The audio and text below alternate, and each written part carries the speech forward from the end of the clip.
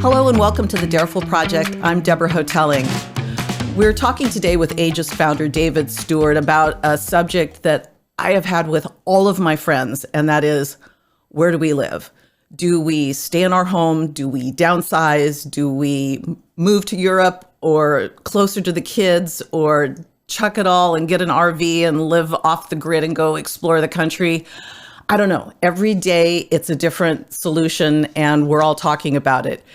And then I read David's lovely essay in Ageist's weekly newsletter, which if you don't already, please sign up for it. It's brilliant. And the essay starts, "My current situation is one of accidental transience." Oh, that's brilliant. And the whole essay is lovely. And David is going to tell us more. David, welcome. Thank you. It's great to be here, Deborah. So how did you get where you are physically and spiritually, I guess? There's so many layers to this. And they change daily. How I get my accidental transience happened in March of COVID. So what happened was we had a loft in downtown Los Angeles in the Arts District. It was on the 10th floor, so it required taking an elevator. And I think it was about the middle of February. We have a good friend who works in sort of high-level medical community here for Intermountain Health. And she called us and she said, "Listen, this COVID thing, this is a real issue, and you're going to have to think about leaving soon." And I said, "Oh, all right." She says, you probably got about a month. Well, I think it was like maybe 2 weeks later, she called me on a Wednesday and she says, "You've got till the end of the week. You need to leave." And I said, okay. And at this point, we were sort of living life in like a hazmat suit because nobody knew what was going on. It was super scary, right? You had this potentially fatal, unknown, airborne pathogen. You got an elevator, which putting those two things together, that doesn't sound like a good idea.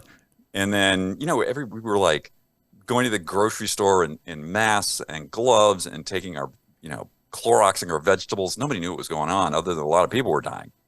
And so my friend said, "Listen, they're gonna shut things down. You need to leave." So we said, okay. And, she lived here and she's married to my best friend who also lives here. And they had shut essentially the entire town of Park City down. There was no one here.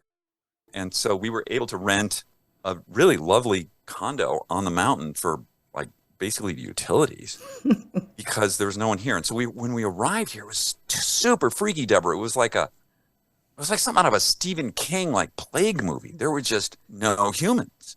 There may be 10,000 units of housing in the area that I live, and like once a week we'd see a light. We go, "Oh, there's a human over there," or you'd see a car. It was just bizarre. And we stayed here and then a few people sort of came back, and then what happened was we thought, well, this is actually really nice. Maybe we should think about this. And we became architecturally obsessed with a particular development of condos that were built in 1982. And we just thought, oh, these are so cool. And we sold our loft after the race riots. Remember that? Downtown LA. After that calmed down, we sold our loft, and we were like, well, we're just going to wait for one of these to come on the market. And one did. And what happened was the poor people who sold it hired a dumb realtor who didn't put it on the Park City MLS. They put it on the Salt Lake City MLS. So nobody knew about it. And our realtor did. And, we just, like, it came on the market, it was like full price here. Now, buy it. Uh-huh. And he was like, "Well, I think you're overpaying by about $3,000. We don't care. Just buy it." And so it's worth more than double that today. So it was like the deal of a lifetime. We spent like a year rehabbing it, and so we were here. But it wasn't really like an intentional thing. We just sort of were here, and then during COVID, it was okay because nobody was traveling anywhere, and everything was Zoom, and it was super weird. But that's sort of changing. So like last year, I think I skied 110 days last year, which is like crazy. But my my current state of mind on this has changed. And I think, I just want a lot, Deborah. I just want a lot. And I want living in the mountains, and I want to be able to ski, and I want to be around the animals, and it's so beautiful here. But on the other hand, this is, I'm going to sound like a bad, mean person, but this is essentially a large retirement village. And people come here, they've made some money, they've come here, and they sort of check out. They're not interested in building, creating, collaborating, making impact in the world. They've either already done that or they're never interested in that. And they just sort of want to be here and, enjoy all the amazing outdoor stuff. And I realized I was just in Los Angeles last week, and I was around some really switched on people. And I'm thinking, these are my people. Like, I need to be around more of this. And I read you a quote that a friend of mine told me. I said, wow, I feel like Park City is a retirement village. This is like, I just made this discovery. And he says, it's a retirement village for those who made money, and a professional sinkhole for those who fell for the idea they could continue to grow here. That's correct. Yikes. Yikes. So, yeah, I know, harsh, but correct. And I think that this, when thinking about where to live, you sort of want to think about what do you want? And when I lived in Manhattan for about 25 years, and every weekend I was just fantasizing about, like, how can I get out of here? Like, where can I go? I'm going to go to Hawaii this weekend. I'm going to go wherever. Because you can't at least I couldn't do that. I was living on Canal Street. It was mental. And like, you just can't take that kind of intensity all the time. And you have to, like, get away. But then it's sort of this balance of, like, if you want to have impact in the world, if you want to create something, you want to help people, you want to build something, you need people around you to be bouncing off ideas with, to inspire you, to inspire them, to get new ideas. That's hard in a place like this. Yeah. And that's been the biggest argument I've heard for why Silicon Valley works. It's not tech, big T. It's just that they're really interesting people, and you meet them in coffee houses, or you overhear conversations, or whatever. That spark happens, right? That's right. That's real. And as much as I would like to poo-poo that, just being, just being in Manhattan and just walking around, just like riding the subway, you can't help but not have that impact you. That things are different. Like, so like what's going on, in the Middle East right now, I live in in Utah, which is essentially a democratic socialist theocracy. It's run by the Mormon Church, and they're for the most part benevolent, and it's fine.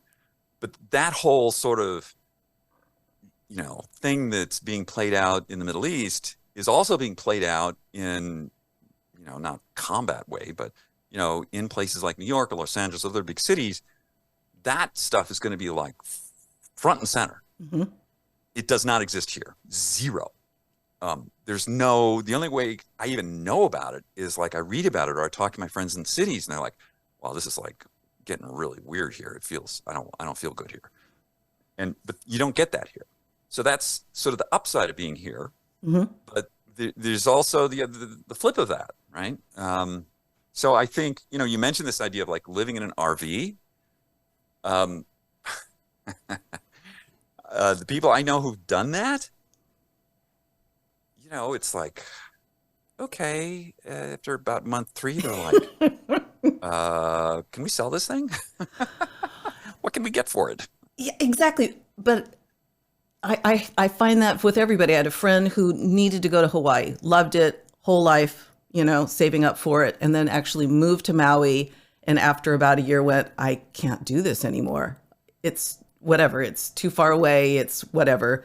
So I wonder at some point, is it just our brains just, we always want the thing we can't have? How do we figure out comfort and freedom and having things, but not being tied down to things? Help me out, David. What do we do? Well, I don't think you figure it out. I think that like your friend who went to Maui, who leaves Maui, will probably be grateful for the rest of their lives that they spent a year in Maui because they did this thing and it was like an awesome thing, but then it's done, right? It's like you have an itch, you scratch it, it doesn't itch anymore. Okay, great. I spent a year living in Paris. Would I do that again? No. Am I grateful that I did it? Yeah. Do I want to live full time in another country again? No way. It's too hard. I have too many other things that I would rather do than that.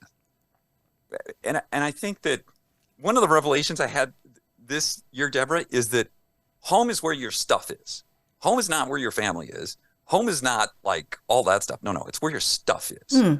And stuff is important. And I think that, we're in a time where people are like, experiences, not things. Things count. Things are expressions of ourselves. Things give us comfort. People give us comfort. But it's also really nice to, like I have my books, my art and everything. They've been packed up for 4 years because we've got this like nutty vacation rental lifestyle that we live. Yeah, that's why I'm surprised that I'm hearing you say that, because you've been living without those things or have been in storage. It sucks. What can I say? It's not the way I would choose to be. It's just, for financial reasons, we rent this place in the winter because we live steps from a ski lift. So that just makes sense. But I have I have to read a lot, and this is like a lot of people send me, I'm in a position where people send me stuff all the time to test and like see if it works. And it's nice to have a place for that. It's nice to look at a wall and have all these books and be like, oh yeah, that book. Oh, I remember what that guy said. Oh yeah, that was really interesting. If I don't have that physical thing, I've been trying to use a Kindle, and Kindle's really nice because there's a lot of information in it.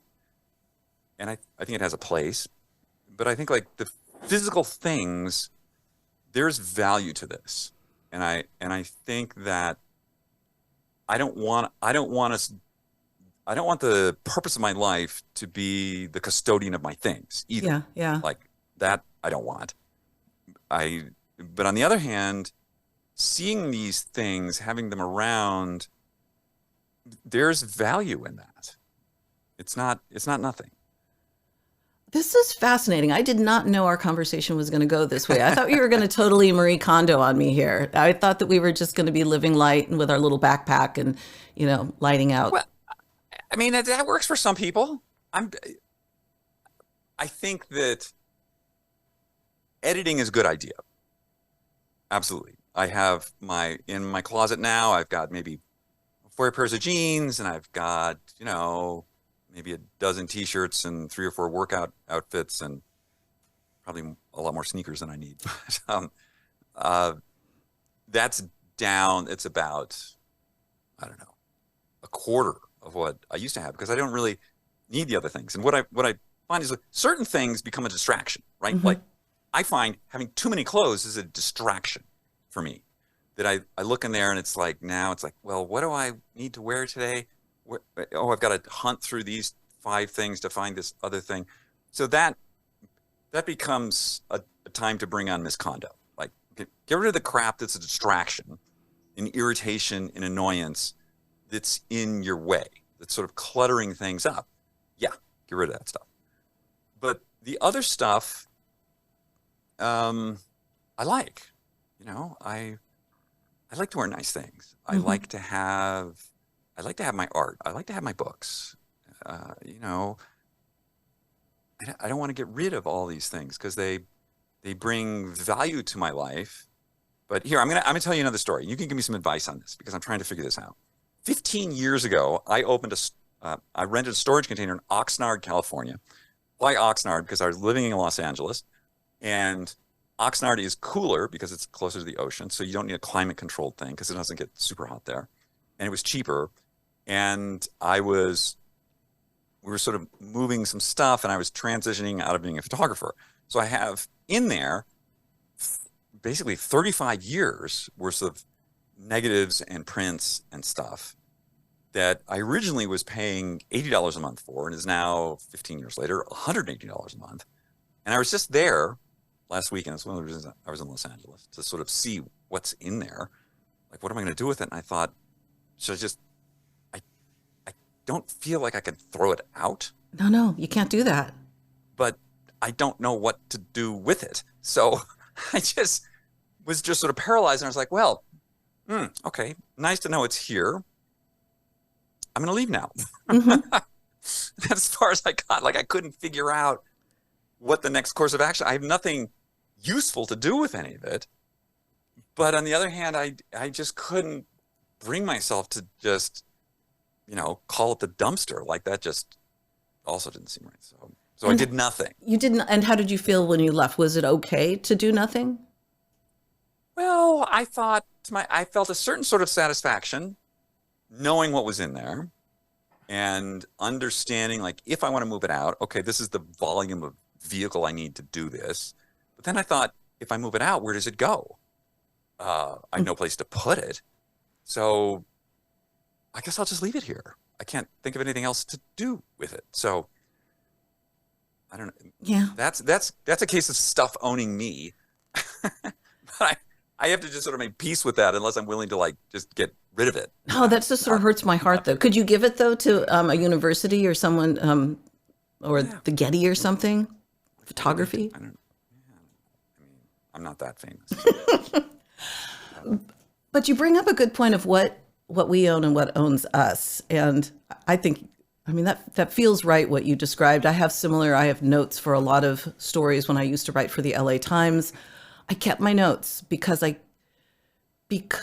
even though they're just handwritten on yellow legal pads, those are the voices of some people who are no longer even on the earth. And it feels wrong to throw away their words. And I know that sounds, I don't know how it doesn't seem logical, but I can't throw it away. And so they sit in legal boxes in my garage, and they always will. Sorry, kids, you're going to have to go through it.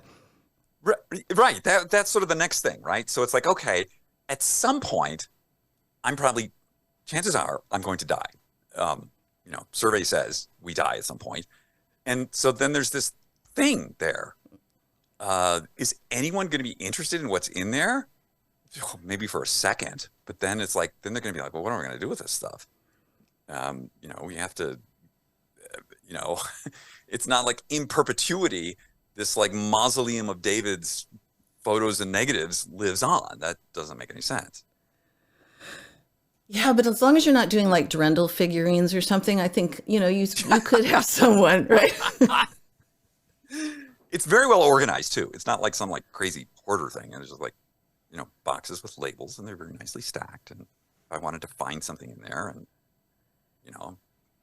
bring in a box cutter, I could like find it. Yeah. But are you surprised that you're feeling this way now? If you could have interviewed for your back self, would you have known how you sort of netted out on where you're living and things? No. I wouldn't have, like, the living thing would have, I thought when we came out here, I thought, oh my God, this is amazing. Like, I can live out here and I can do my work, and there's Zoom, and, there's like what we're doing right now. This is fantastic. But that's where I was then. And now that I've sort of done this, and I don't see myself ever, like, never wanting to engage with nature the way that I do, but it's not, I've come to the realization that you need these other people around. Mm-hmm. And these other people are not here. They're in other places. And so I need to spend more time in these other places so that I can be around these other people. And you bring up a good point that makes this even more interesting and complex, is that we have to, when we're making decisions, at least when I'm making decisions about this, I'm thinking, here I am now, 65, healthy, got a lot of interesting stuff going on, but there's going to be a point where I might be differently abled. There might be other stuff going on. And so I have to, do I plan for that future as well? Or do I just, bail on where I live and move somewhere else? So there's it feels like a three-dimensional chessboard. It's dynamic, right? So I think that I read this interesting article in the Wall Street Journal a couple of years ago about another one of my favorite delusions, the forever home. Yeah. Yeah, let's talk about that. So what people do is they'll come to a place like this and they get a piece of land and they're like, okay, we're going to build our forever home. And this becomes an all-encompassing activity for, 2, 3, 4 years, and they build their thing and they're in it for like a year and they sell it.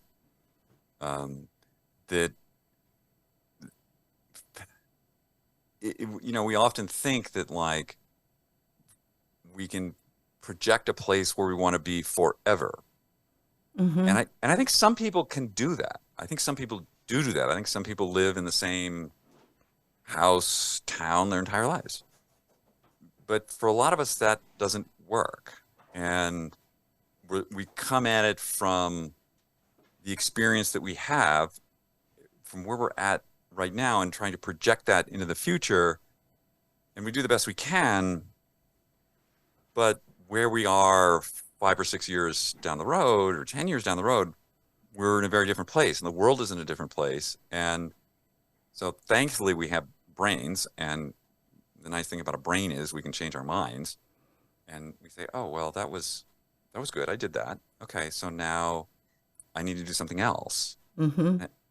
So I think we as humans, I was listening to a guy who joined me on a talk last week talking about, it was like a financial thing. So how people are really bad at predicting their own lifespan, and people who are not very healthy predict a shorter lifespan, and they actually live much longer than they think they will be. And people who are very healthy over index on that. So they think they're going to live much longer than they actually do, because we make these decisions based on where we're at now, and sort of we're thinking like, okay, here I am, and my trajectory sort of looks like this, but we very often get it wrong, and I think that's okay. I don't think I think we just adjust, and I think that's fine. Well, we need to talk about thinking about that. I took Ageist SuperAge quiz, and I project that I'm going to live to 95 to 105. David, am I overshooting? I have no idea. I'm not. I am not the oracle of mortality. I wish I was. I'd be incredibly rich, but I'm not. But thank you for taking the quiz. So I'm just going to plug the quiz. Go to ageist.com/quiz. It's the SuperAge quiz, and you'll find out what kind of SuperAger you are. And the point of the quiz is that what we found at Ageist, well, we were sort of delivering everybody the same kind of information. And I too am an owl. And we owls are very sort of science data. We love gadgets, and we're very deep into that sort of stuff. We tend to be fairly, I guess we're disciplined in how we go about things. Nothing, good points and bad points to that. And the reason we make the quiz is because we realize everyone is different. And so people have different ambitions and different interests. And I spend time reading science reports that would, most people, they're just like, their eyes would glaze over and they're like, why are you doing that? So what we're doing is, by doing this quiz and sort of doing these different animal types, we're able to then send people information that matches up with their interest in their ambitions. That's brilliant. Now, how many animals can you be? Well, we try to keep it really simple, because I think the quiz, I think we timed it out. It's a little under 3 minutes. It's like 10 questions. So we just did it into 3 animals. So dolphins, foxes, and owls. And we can, maybe further in the future, we'll add more animals or sub-animals or stuff like that, or combinations of animals.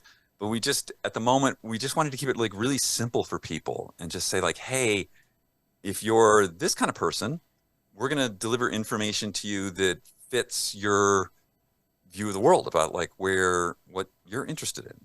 And so I think it's just like sort of a better way to go.